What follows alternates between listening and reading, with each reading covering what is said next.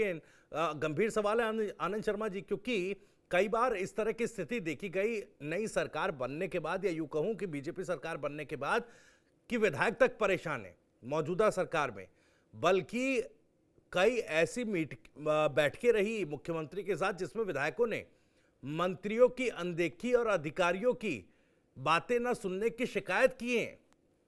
क्या राजस्थान की राजनीति में यह मान लिया जाए कि सरकार पर इस वक्त ब्यूरोक्रेसी हावी है, या यूं कहें सरकार की कार्यप्रणाली में ब्यूरोक्रेसी का जो हस्तक्षेप है वो इतना ज्यादा है कि किरोड़ी मीणा जैसे नेता भी अब इस कार्यप्रणाली को सूट नहीं कर पा रहे हैं?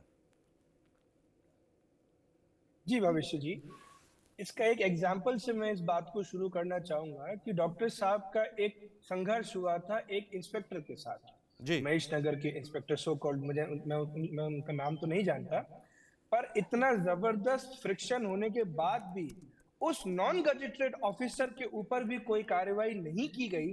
तो आप सोचिए, जो उच्च अधिकारी हैं, जो शासन में उच्च पदों पर बैठे हैं, उन उनकी जो उनका जो प्रभाव है इस वक्त राजकार्य में, वो इतना ज्यादा है कि आपने अभी देखा होगा कि ट्रांसफर्स खुले थे अभी कुछ दिन पहले, आपने देखा होगा कि ट्रांसफर्स का एक पूरा प्रोसेस हुआ था। जी। तो वहां पे इतना हंगामा हुआ कि विधायकों की जो डिजायर्स थी, मंत्रियों की जो डिजायर्स थी, उन्हें कूड़े के डब्बे में फेंक दिया गया।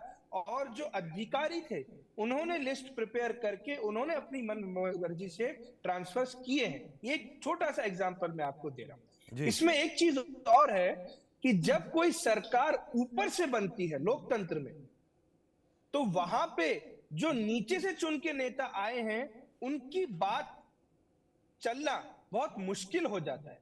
तो राजस्थान में जो हम देख रहे हैं कि सरकार चुन के तो नीचे से आई है, ग्राउंड से, पर जो उस सरकार का क्रिएशन हुआ है वो ऊपर से हुआ है। तो यहाँ ऊपर और नीचे के बीच में बहुत जबरदस्त संघर्ष हो रहा है कि जनता की एस्पिरेशंस तो जो नीचे से ग्राउंड से चुन के लोग आए हैं उनसे है, पर सरकार जो है वो ऊपर से चल रही है। अब ऊपर क्या है वो हम सब जानते हैं कि वो एक पावर इंटरेस्ट से सरकार कंट्रोल हो रही है।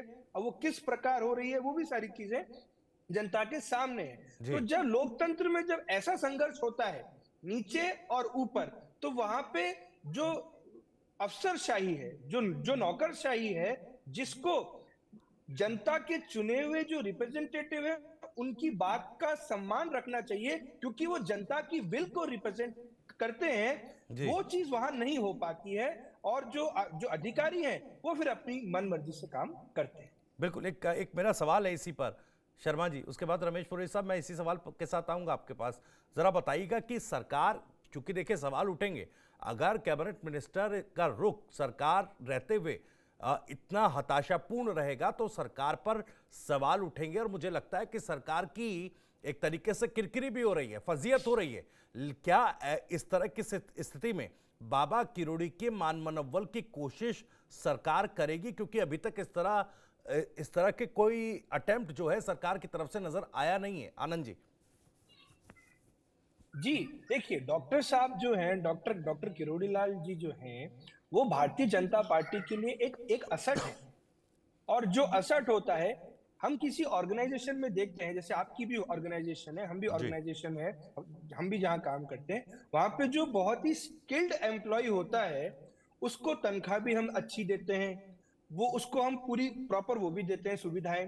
क्यों? क्योंकि उसकी स्किल से हमारे इंस्टीट्यूशन को, हमारे ऑर्गेनाइजेशन को बहुत फायदा मिलता है। जी। तो जो डॉक्टर साहब हैं वो भारतीय जनता पार्टी के लिए एक असट है, वो एक बहुत अच्छे एम्प्लॉय है भारतीय जनता पार्टी के, अगर हम उस लहजे में इसको देखें। और उनका मनुहार करना, उनको समझाना, उनकी उनकी बातों को अंडरस्टैंड करना कि वो चाहते क्या है, और वो जो चाहते हैं वो हमारे सामने है। वो ग्राउंड लेवल के जो जनता के मुद्दे हैं वो उठाना चाहते हैं, जो कि पूरी सरकार का काम है। तो उसको तो टैकल करना, उनकी मनुहार करना, उनकी बात को सुनना, पूरी सरकार को केंद्र तक की ये जिम्मेदारी है कि इस तरह के नेता जो एक पार्टी को सत्ता तक लाने में जिनका बहुत महत्वपूर्ण योगदान है, जी। उनकी मनुहार करने में कोई शर्म नहीं होनी चाहिए, और बिल्कुल उनकी बातों को अंडरस्टैंड करना चाहिए।